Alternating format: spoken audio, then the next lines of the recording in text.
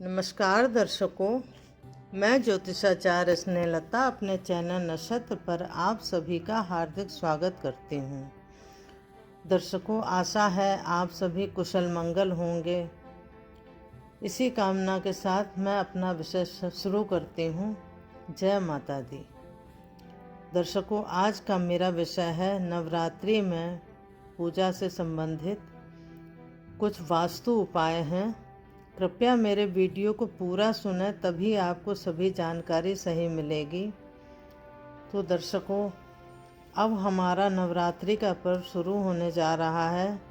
इस अवसर पर यदि हम 10 वास्तु टिप्स का पालन कर माँ दुर्गा की आराधना करें तो हम पर माँ दुर्गा अवश्य ही प्रसन्न होंगी और हमारे घर में जो नकारात्मक शक्तियों का वास है वो दूर हो जाएगा तथा हमारा घर धन धान्य एवं खुशियों से भर जाएगा। तो दर्शकों, आइए हम जानते हैं कि वो 10 वास्तुसम्मत उपाय क्या हैं। इस बार 2022 में शारदीय नवरात्रि 26 सितंबर से शुरू होकर 5 अक्टूबर तक चलेगी। नवरात्रि में लोग अपने घरों की तथा पूजा स्थान की साफ सफाई करके माँ दुर्गा की विधिवत उपासना करते हैं। वास्तु शास्त्र के अनुसार नवरात्रि के अंतराल कुछ वास्तु टिप्स का विशेष ध्यान रखा जाए तो घर में माँ दुर्गा का वास होता है और माँ लक्ष्मी जी की भी विशेष कृपा प्राप्त होती है। आइए जानते हैं कि नवरात्रि के समय हमें किन वास्तु सम्मत नियमों का पालन करना चाहिए। तो पहला वास्तु नियम है, इस समय हमें प्रत्येक दिन तुलसी में जल अर्पित करना चाहिए। इसके साथ ही घी का दीपक प्रतिदिन तुलसी जी में जलाना चाहिए। वैसे तो हमें तुलसी जी में प्रतिदिन 12 महीने दीपक जलाना ही चाहिए, परंतु इस दौरान अवश्य ही जलाना चाहिए। ऐसा करने से घर में खुशहाली बनी रहेगी, ग्रह कलेश भी नहीं होगा। तो दर्शकों, दूसरा वास्तु का हमारा नियम है, नवरात्रि के 9 दिन पूजा स्थान पर दीपक के लिए लाल रंग की बाती का ही प्रयोग करना चाहिए। ऐसा करना बहुत शुभ होता है। माँ दुर्गा को लाल रंग अति प्रिय है, अतः हमें लाल रंग की बाती का ही इस्तेमाल करना चाहिए। तीसरा वास्तु नियम है कि नवरात्रि में माँ दुर्गा को गुलाब, गुड़हल या कमल का फूल ही चढ़ाना चाहिए। ये बहुत मंगलकारी होता है। ऐसा माना जाता है कि इससे माँ दुर्गा अति प्रसन्न होती हैं तथा सभी प्रकार की विपदाओं को दूर करती हैं। चौथा वास्तु के अनुसार नवरात्रों में घर में इस्तेमाल होने वाली पुरानी झाड़ू नहीं बदलनी चाहिए, क्योंकि मान्यता है कि झाड़ू में लक्ष्मी जी का वास माना जाता है। अतः यदि झाड़ू बदलनी है तो नवरात्रि के पश्चात बदल सकते हैं। पांचवा हमारा वास्तु नियम है, नवरात्रि के दौरान यदि संकल्प लेकर माँ दुर्गा की उपासना करते हैं तो इस दौरान प्रत्येक दिन कम से कम एक कन्या को भोजन अवश्य कराना चाहिए तथा घर की महिलाओं या कुंवारी कन्याओं को भी मान सम्मान देना चाहिए। इनका निरादर नहीं करना चाहिए, क्योंकि इन्हें भगवती का स्वरूप माना जाता है। छठा वास्तु का हमारा नियम है कि माँ दुर्गा को भोग लगाते वक्त घंटी या ताली जरूर बजानी चाहिए। कहते हैं कि देवी दुर्गा भोग तभी स्वीकार करती हैं जब उनका आवाहन किया जाता है।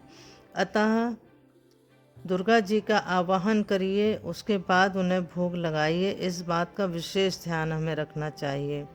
सातवां वास्तु शास्त्र के अनुसार हवन सदैव पूर्व दक्षिण के कोने में करना चाहिए, क्योंकि इस कोण में अग्नि देवता का वास होता है।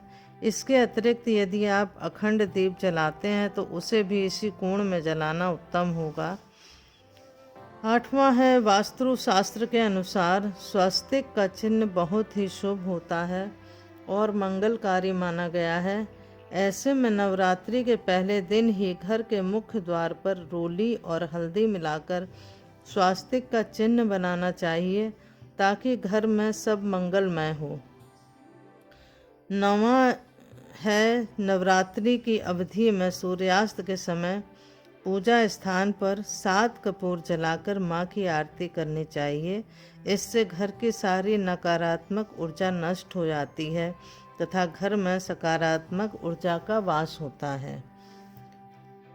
10वां हमारा नियम है, माँ दुर्गा को लाल रंग अति प्रिय है, अतः नवरात्रि में लाल रंग के वस्त्र पहनकर ही माँ दुर्गा की पूजा उपासना करनी चाहिए। इससे माँ दुर्गा की विशेष कृपा बनी रहती है। तो दर्शकों, यदि हम इन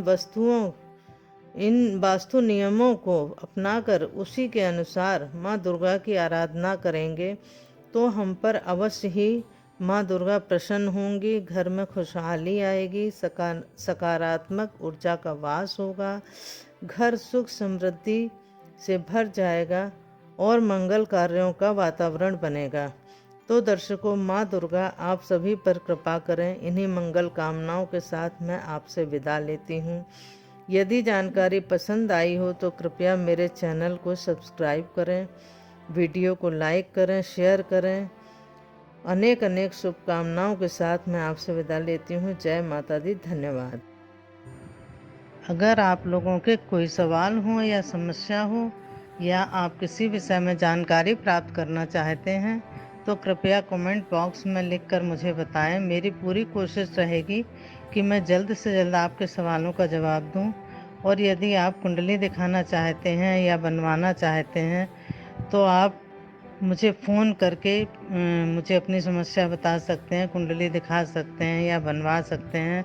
वो सशुल्क होगी। मेरे फ़ोन नंबर आपको व्हाट्सएप पे मिल जाएंगे।